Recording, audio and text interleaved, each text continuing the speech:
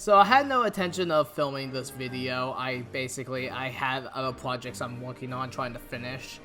But I ended up seeing this video and it got me to really think about Nintendo Switch backwards compatibility and like when it comes to the Switch 2 or the new Nintendo system. And I don't really do news videos. I keep saying I don't do news videos and then like every 5 or so months I do a news video. It's so weird, but I feel like this is such a topic that I want to kind of get the ball rolling on for people in the comments, for my audience, and just help people just to kind of talk and see like what you guys think about the Switch 2 or the new Nintendo system that may or may not have backwards compatibility. And so I'm going to kind of quickly show you the video I'm going to be analyzing for this. So if I go over here, we have our homie Modern Vintage Gamer. Now I love this YouTuber. I ended up finding him late 2020, or no, very early 2020. I'm trying to remember. I get my dates mixed up. Very late 2019, early 2020, and that's when I started really, following this guy. And he is actually a big member when it comes to like making like actual games. Like if you guys have played Doom on Nintendo Switch, he made the port of that. Like, and I think he also did the Quake port as well. Like he's done a lot of porting jobs, and also he's done a couple of other like indie releases there and there. And so like he's a very high respected, highly acclaimed like individual in the same. He made a video. The title is Nintendo's Backwards Compatibility Problem.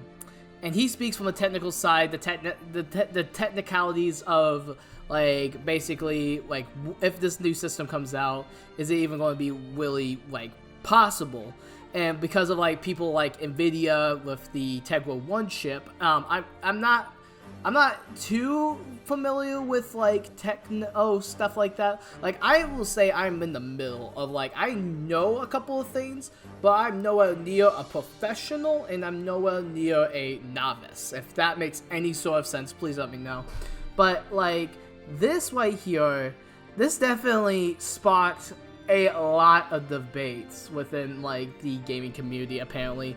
Mostly on Twitter. I don't have Twitter, but like I first heard about it through this guy right here, RGT. Wait, the Nintendo Switch 2 won't play Switch games? It's such a clickbaity title, and it's not even like really clickbaity. I mean, I feel like he put a question mark over it, so it's a question he's asking. But yeah. And so a lot of people got very upset that this was the only thing with the new Switch system, is that it's not going to be able to play the games on your Nintendo Switch on the new Switch. Now, as a consumer, I am in the same boat as RGT, where I mostly am viewing this as a consumer. Backwards compatibility for me was always something I always loved with video game consoles. If we take a look at the Xbox line of consoles with the Xbox 360, Xbox One, backwards compatibility has almost been like the strong suit. I say almost because the Xbox One initially didn't want to use backwards compatibility, then later down the line they did, and it was a whole thing there. And even then, it's still you can't like one of the things that baffles me about backwards compatibility, at least on the Microsoft side, is that they're still not allowing you to play the original disc of Halo 1 or Halo 2, like, at all on an Xbox One, which is crazy to me. That would have been, like, the big thing that when they ended, this is the last lineup of backwards compatible games. They should have brought over Halo 1 and 2. Like, Duo have made a crap ton of money just off of those games alone. But I digress. PlayStation, they kind of kept doing it throughout every system. I think PS4 is when they kind of stopped. I mean, you can technically play PS1 games on it, but you have to download them. It's a whole thing. And then we get to Nintendo. Everything from the NES to the 64, not really backwards compatible, unless if you count the Game Boy Player, which that's not technically backwards compatible. I mean, it is and it isn't in the same way. I mean, they've always re-released their games, and that's kind of the thing that they did with the Wii U to the Switch. Because if you guys notice, the Wii U had discs. The Switch had cartridges, had little SD card type things. that you put into the system. And I think it's so funny that, like, everyone thinks, oh, they're going to keep using it. They're going to keep doing all this. Guys, the NVIDIA cut the Tegra 1 chip, which was in their Shield TVs, which is discontinued now. Like, in the time I'm filming this is the 7th of March.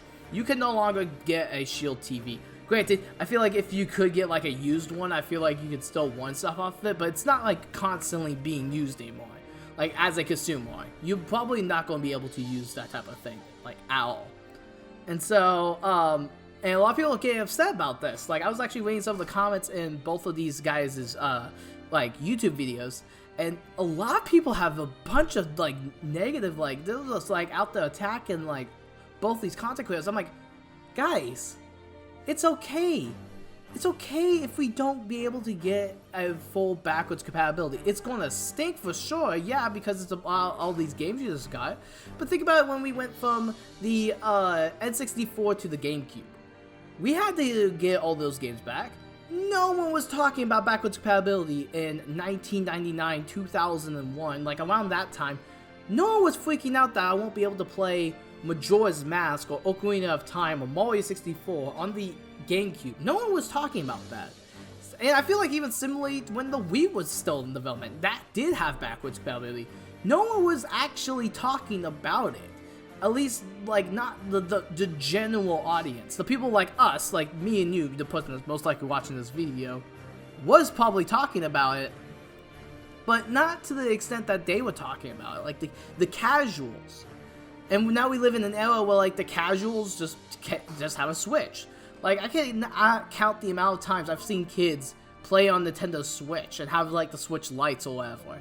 And, like, I feel like if Nintendo were to do a backwards compatible type thing, I feel like the best solution is to get an adapter for whatever system. I don't even know what kind of, like, discs or whatever the stuff that you're going to plan on using is going, but that's about it for me. I just felt like I needed to hop on here, say a couple of phrases, and then get out because, like, holy cow.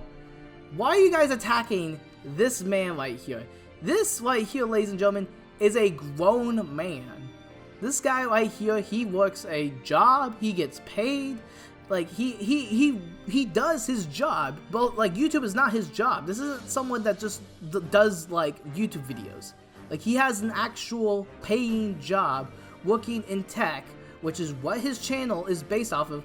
You can't tell me you can go to his channel and, like, see, like, a bunch of, like, Let's Plays or streams or whatever.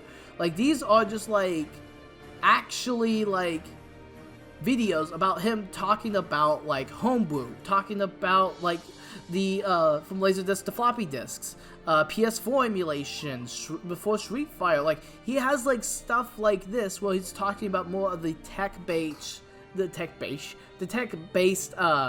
content on his channel. And it's crazy to me that these people are going after this guy who literally has done nothing. Has done absolutely nothing. And I fully agree with RGT. Don't attack this guy. What are you doing? Like, what are you actually doing? Like, dudes, this is someone that has worked with Nintendo software, the Nintendo hardware, all that. Just chill out, y'all. And that's going to do it for me. The Halo video should be out probably this Friday, so if you guys want to go and subscribe and all that fun stuff, follow me on Twitch. I've been streaming on Twitch. Yes, the 50 subs on Twitch. Thank you guys so very much for watching. Have yourselves a fantastic night or day, and as always, keep gaming. Special thanks to Cat Chef for sponsoring me on Patreon. If you guys want to support me on Patreon, link is in the description down below.